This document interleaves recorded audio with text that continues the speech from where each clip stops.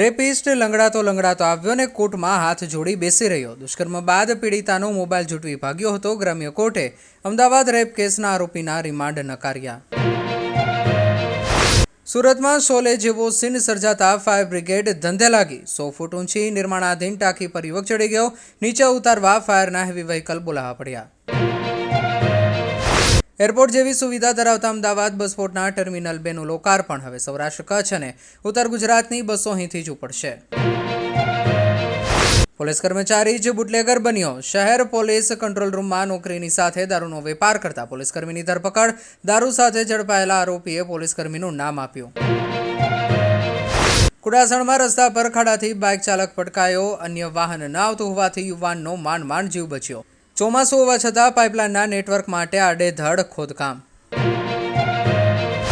યુવક જે ક્રેન ચલાવતો તેના પર 32મા માળે ફાંસો ખાતો. અમદાવાદમાં 352 ફૂટ ઊંચી નિર્માણાધીન બિલ્ડિંગમાં સવાર સુધી મૃતદેહ લટક્યો.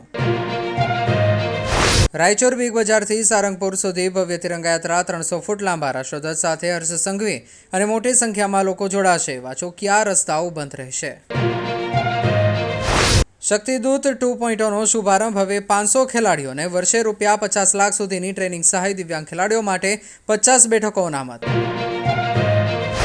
એસઓજીની કાર્યવાહી. માંડવી રોડ પરથી પ્રતિબંધિત ઈ સિગરેટના જથ્થા સાથે એક ઝડપાયો. એસઓજી ટીમે ₹50,000નો મુદ્દામાલ જપ્ત કર્યો. 4.72 લાખ વિદ્યાર્થીઓના એકાઉન્ટમાં 646 કરોડની શિષ્યવૃત્તિ. દીકરીઓના વિજ્ઞાન પ્રવેશમાં 16% વધારો. ગાંધીનગરમાં સીએમ ભૂપેન્દ્ર પટેલના હસ્તે ડીબીટીથી સહાયનું વિતરણ.